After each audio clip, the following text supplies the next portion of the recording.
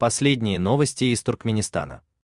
Читайте нас в Телеграме и не забудьте подписаться. В ночь на 18 мая в поселке Агдепе Дашогузского вилаята произошел пожар, охвативший 2 дома.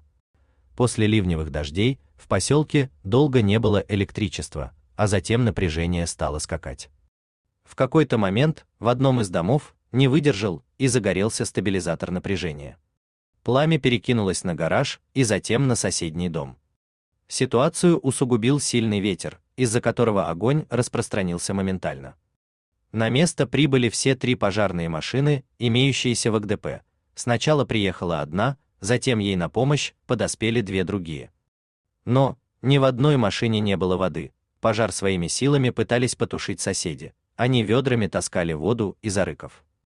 Пожарные машины тем временем уехали за водой на местный хлопкоочистительный завод и вернулись к месту происшествия лишь через 40-50 минут. На помощь им прибыли 2 автомобиля из бывшего Этрапа имени Гурбан Солтан Эдже. Ныне Этрап присоединен к Агдепинскому Этрапу. Еще одна машина была направлена из вилаятской пожарной службы. Вода кончилась быстро, и машины вновь отправились на хлопзавод, но одна из них не завелась и на 1,5 часа вышла из строя. Все 6 машин, участвовавших в тушении, это старые ЗИЛы. Также на место прибыли медики скорой помощи, руководство всех местных силовых органов и начальник пожарной службы города Андалып, бывший город имени Гурбан Солтан Эдже. Хозяйка одного из домов кричала на всю улицу и угрожала, что будет жаловаться на электроснабжающую компанию и на пожарную службу. Потушить пожар удалось только к утру.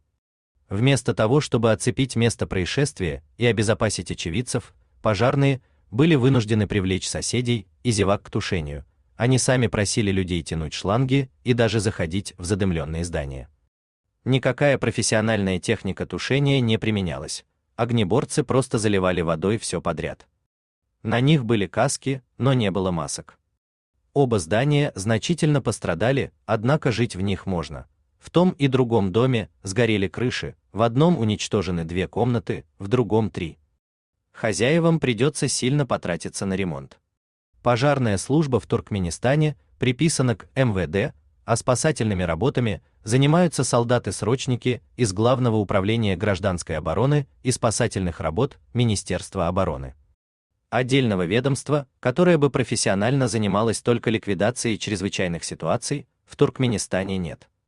Руководство МВД и Минобороны обращают внимание на соответствующие подразделения по остаточному принципу. Как результат, и уровень подготовки сотрудников, и качество снабжения оставляют желать лучшего. При этом нельзя сказать, что в Туркменистане случается мало чрезвычайных ситуаций и стихийных бедствий. Те самые дожди, что стали причиной пожара в АГДП, затопили многие улицы в Ашхабаде и Ахалском вилаяте.